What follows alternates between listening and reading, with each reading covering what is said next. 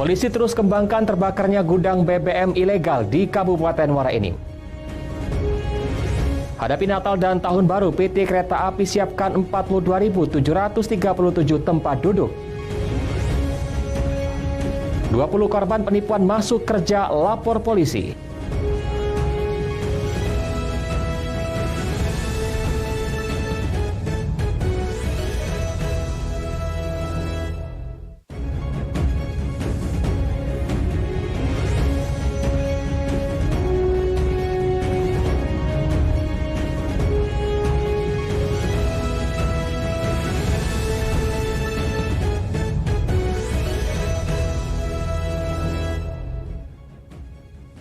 Selamat pagi, apa kabar pemirsa? Senang sekali saya dapat menjumpai Anda dalam Lintas iNews Sumsel. 3 sajian informasi tadi mengawali jumpa kita pada pagi hari ini. Beragam informasi lainnya telah kami siapkan untuk Anda. Bersama saya, Ari Kristianto. Inilah Lintas iNews Sumsel selengkapnya.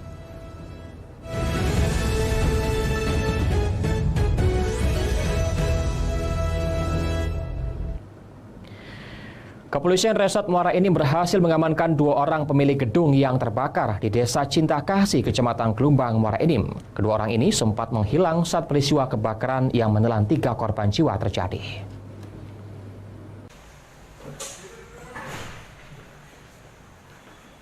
Setelah dilakukan tindak lanjut atas kejadian ledakan gudang penimbunan minyak ilegal di Desa Cinta Kasih oleh pihak kepolisian dengan memburu pemilik gudang, akhirnya Endang dan Firdaus selaku pemilik gudang menyerahkan diri.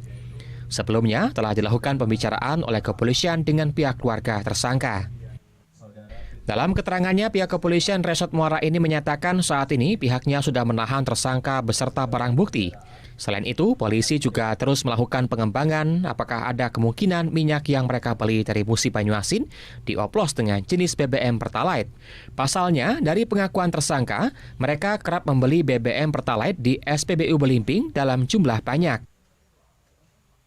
Sudah lama Pak jual atau beli minyak dari Sengangit itu Pak? Baru. Dari kapan Pak? Bulan 8? Ya. Selama ini kalau kita jual kemana Pak dari hasil itu? Atau kita jual lagi atau cak mana tuh biasanya? Jual lagi. Berapa biasanya Pak dijual lagi tuh? Dijual lagi 1.500.000. Dari? Sejuta. Dari sejuta itu Pak. Tersangka mengaku melakukan bisnis ilegal karena faktor ekonomi dan masih memiliki hubungan keluarga dengan salah satu korban meninggal. Melakukan pendekatan kepada keluarga yang bersangkutan untuk dapat menyerahkan diri secara persuasif, karena apabila tidak menyerahkan diri secara persuasif kita akan melakukan upaya paksa, dan alhamdulillah upaya kita untuk melakukan pendekatan kepada keluarganya itu berbuah manis. Kemudian besok paginya hari Selasa itu diantar oleh pihak keluarga didampingi penyidik kita ke Polsek Gunung Megang untuk menyerahkan diri. Kedua tersangka akan dikenakan sanksi pidana sesuai Undang-Undang Nomor 22 Tahun 2001 tentang migas sebagaimana diubah dalam Pasal 40 Angka 9 Undang-Undang Nomor 11 Tahun 2020 tentang Cipta Kerja dengan ancaman pidana penjara selama 6 tahun dan denda sebesar 60 miliar rupiah. Dari Muara Enim, Edwin Sasatria, iNews melaporkan. Tergiur menjadi tenaga honorer di instansi pemerintahan yang ditawarkan oleh seorang oknum dosen, satu keluarga yang berjumlah 7 orang di Palembang, Sumsel malah tertipu ratusan juta rupiah. Tak terima, para korban pun melaporkan ke polisi.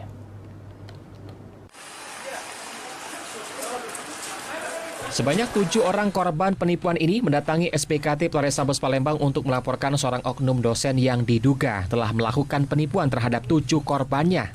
Menurut keterangan salah satu korban, awalnya para korban ditawari pelapor kerja di instansi pemerintahan dengan status tenaga honorer dengan syarat sejumlah uang pelicin. Korban yang tergiur dengan tawaran terlapor kemudian menyetorkan sejumlah uang ke terlapor dengan harapan bisa kerja di instansi pemerintahan.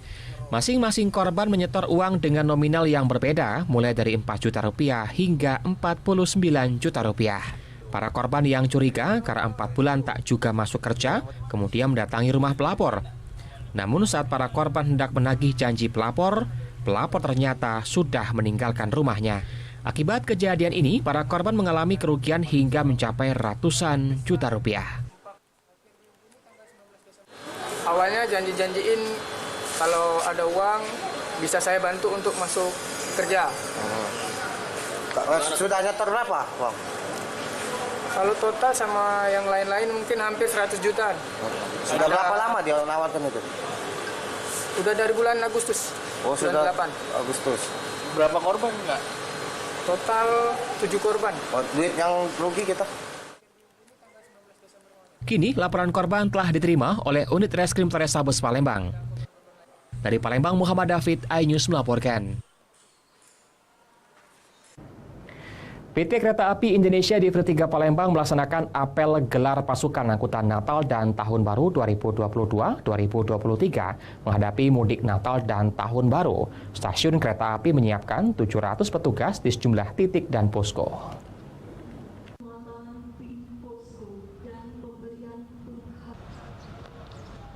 Sebanyak 700 personil dari TNI, Kepolisian, dan KAI diterjunkan untuk pengamanan perjalanan libur Natal dan Tahun Baru 2023. Pada angkutan Nataru 2022-2023 tahun ini, Diveri 3 mengoperasikan 3 kereta, yaitu Bukit Serelo relasi Kertapati Lubuk Linggau, kemudian Raja Basa relasi Kertapati Tanjung Karang, dan Komersial Sindang Marga relasi Kertapati Lubuk Linggau dengan menyediakan 42.737 tempat duduk.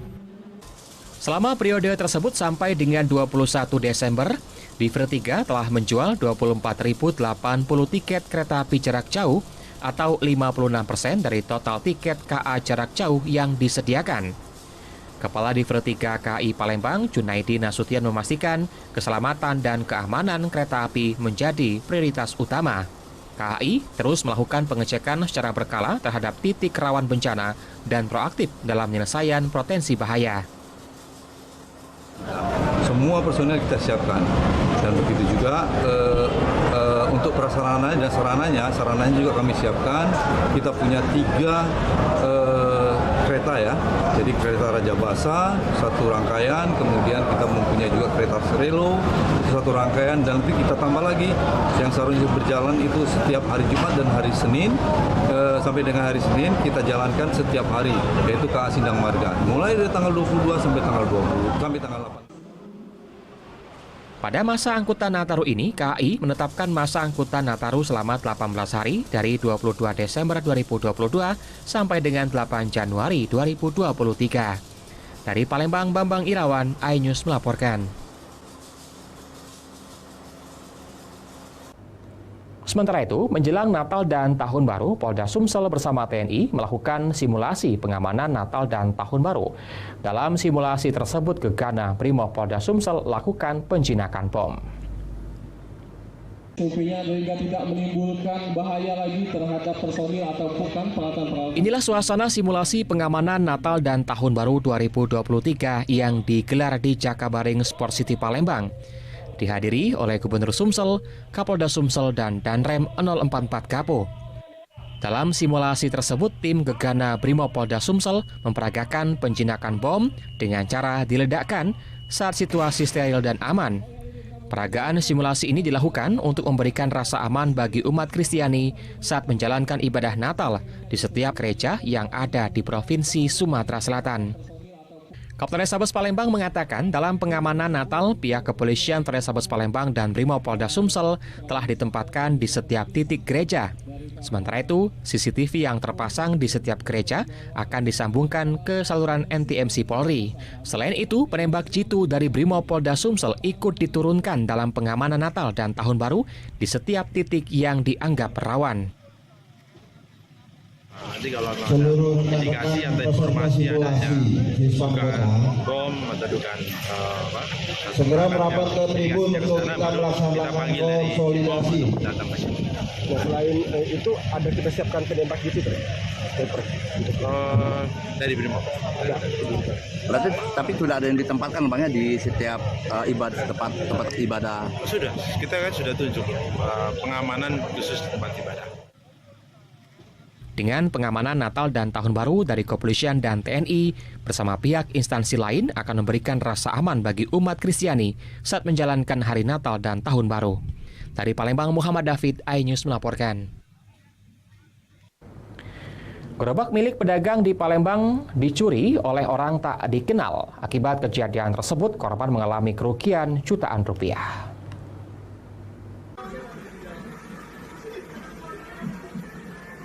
Inilah detik-detik pencurian gerobak yang dilakukan oleh seorang pria bertubuh tegap di Jalan Merdeka, Kelurahan 16 Ilir-Ilir Barat 1 Palembang yang terekam kamera pengintai CCTV. Dalam rekaman CCTV tersebut terlihat pelaku yang sendirian melakukan pencurian gerobak pengangkut air milik Tarmizi yang diparkir oleh korban di gang depan rumahnya. Menurut korban, dirinya baru mengetahui gerobaknya dicuri setelah melihat rekaman CCTV. Tarmizi menghimbau jika gerobak tersebut dikembalikan ke dirinya dan akan memberikan uang senilai 1 juta rupiah, tidak akan membawa perkara pencurian tersebut ke kantor polisi. Dari CCTV sendiri itu kenal nggak pelakunya, Pak? Nggak kenal. Bukan orang sini, Pak? Ya? Bukan orang sini. Tapi dari CCTV orang berapa itu, Pak? Orang satu sendirian.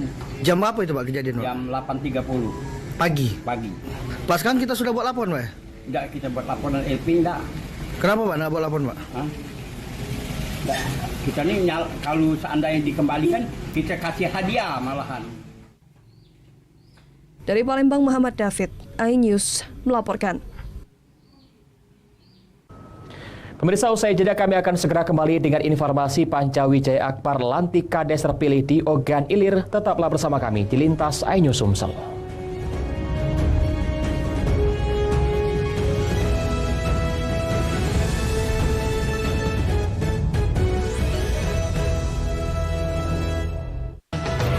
Primadona Pantura, segera di MNC TV.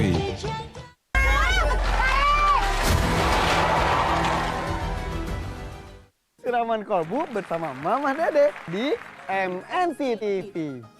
Game show fenomenal hadir kembali. Alasan apa? Siswa yang suka telat? Kelaya. Oh my god. Family 100 di MNC TV. Road to Kilau Raya akhir tahun di MNC TV. Mentari dan Jini hanya di MNC TV. Halo Surabaya, piye kabare? Survei membuktikan pemilih 100 TV top tontonan favorit area-area Surabaya. Ojo lali ore, yang mau nonton pemilih 100 dan program spesial MNC TV lainnya, ayo kode scan TV digital MNC TV karena 41 UHF. Pastikan STB kamu itu sudah terverifikasi Kominfo ya, Re. Nah, untuk pemirsa kota lainnya bisa cek di bawah ini, yuk. Pemilih 100 MNC TV. Primadona Pantura, segera di MNC TV. Siraman Kolbu bersama Mama Dede di MNC TV. Iya, jangan-jangan itu cuma kempes doang nih, nggak bolong nih. Pak, sabar ya, Pak. Ayo, 10 menit lagi. Kilau uang kaget dan bedah rumah lagi di MNC TV. Siraman Kolbu bersama Mama Dede di MNC TV. Road to Kilau Raya akhir tahun di MNC TV. Siraman Kolbu bersama Mama Dede di MNC TV. Mentari dan Jini hanya di MNC TV. Mau jadi primadona Pantura? Inilah kompetisi dangdut yang mewujudkan mimpimu. Buat wanita usia 17 sampai dengan 35 tahun, punya suara dan goyangan khas. Ikuti audisi online dengan cara ini, atau datang langsung di audisi kota kalian. Sudah saatnya kamu naik panggung yang ditonton satu Indonesia, plus dapat saweran dari Abang Sawer. Asyik nggak tuh? Primadona Pantura, segera di MNC TV, rumahnya musik dangdut. Ini 100 hanya di MNC TV.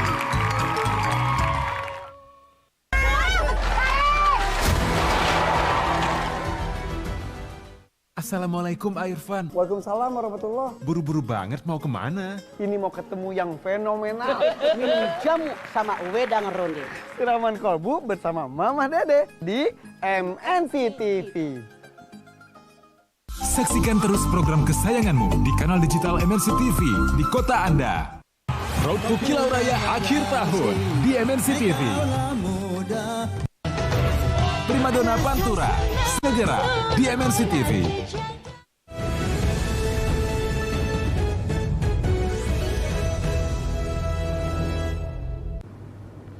Anda masih bersama kami di Lintas iNews Sumsel. Pemirsa, Bupati Ogan Ilir Panca Wijaya Akbar melantik sebanyak 172 kades terpilih yang ada di 16 kecamatan dalam Kabupaten Ogan Ilir.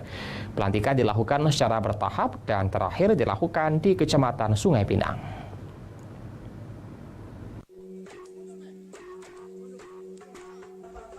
Kepala Desa terpilih Sungai Pinang Nibung, Kecamatan Sungai Pinang, Kabupaten Ogan Ilir, Kamaludin, akhirnya resmi dilantik dan disumpah jabatannya sebagai Kepala Desa oleh Bupati Ogan Ilir Panca Wijaya Akbar, bertempat di Desa Pinang Mas, Kecamatan Sungai Pinang. Masyarakat pun berbondong-bondong mendatangi lokasi pelantikan Kepala Desa guna menyaksikan secara langsung proses pelantikan Kepala Desa baru mereka. Ucapan selamat kepada Kepala Desa juga datang mengalir silih berganti. Masyarakat berharap Kepala Desa Kamaludin mampu menjalankan roda pemerintahan desa dengan baik sehingga Desa Sungai Pinang Nibung akan jauh lebih maju dari sebelumnya. Jangan sampai ke depan mengecewakan masyarakat karena kepemimpinan yang bobrok.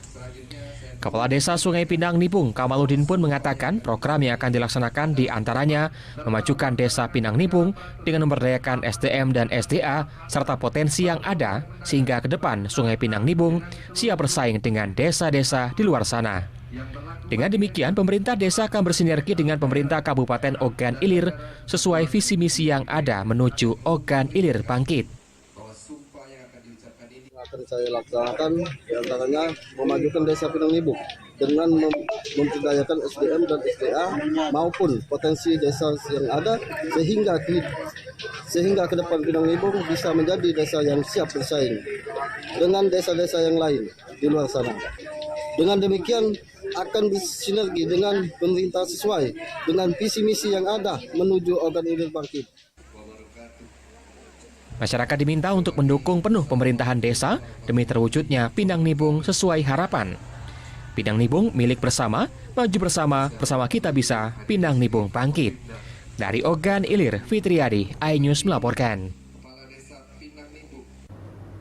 Sebanyak 57 kepala desa terpilih di Kabupaten Oku resmi dilantik oleh pejabat Bupati Teddy Melwansa. Kades terpilih diminta menggunakan dana desa dengan baik dan tidak ada penyimpangan.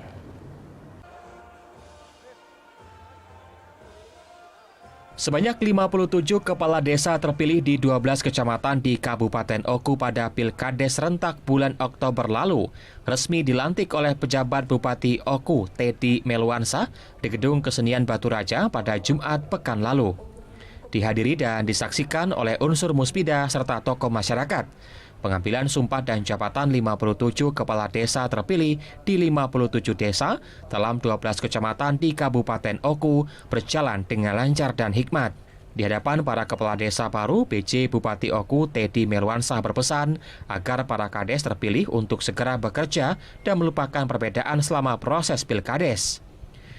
Dalam pesannya juga, orang nomor 1 di Kabupaten Oku ini meminta semua kades dapat memanfaatkan dana desa dengan baik untuk kemajuan desa dan kemakmuran masyarakatnya. Dana desa jangan sampai disimpangkan untuk kepentingan pribadi. Segera gercep, ya, jalankan amanah dan tugas ini dengan sebaik-baiknya. Rangkul semua, seluruh elemen masyarakat di desa masing-masing, mulai dari BPD, perangkat desa, termasuk juga kandidat yang kemarin sempat berseberangan dengan kades terpilih. Semuanya dirangkul demi kemajuan desa tersebut dan demi mewujudkan kesejahteraan dan kemakmuran masyarakat di desa tersebut. Jadi seluruhnya dirangkul. Yang kedua, tadi saya pesan juga hati-hati menggunakan dana desa karena banyak pengawasan. Hati-hati menggunakan dana desa supaya jangan ada masalah. Karena hasil rilis KPK kemarin yang kami terima sudah 686 kades bermasalah. Selama proses pilkades mulai dari tahapan hingga pencoblosan secara serentak pada bulan Oktober lalu, pilkades berjalan lancar. Namun, salah satu dari 57 kades terpilih, satu kades terpilih meninggal dunia, yakni Kades Desa Bunglai, Kecamatan Kedaton, Peninjauan Raya. sehingga Bupati menunjuk seorang ASN dari kecamatan setempat untuk menjabat Kepala Desa Bunglai. Dari Ogan Komering Ulu, Widari Agustino, iNews melaporkan. Sementara itu, di sela dilantiknya 57 kepala desa di Oku, pejabat Bupati Teddy Melwansah meminta kepala desa yang baru dilantik untuk menciptakan kemandirian pangan. Kedepan, Teddy berharap desa di Oku menjadi desa mandiri pangan untuk mendukung program pemerintah Provinsi Sumatera Selatan Mandiri Pangan.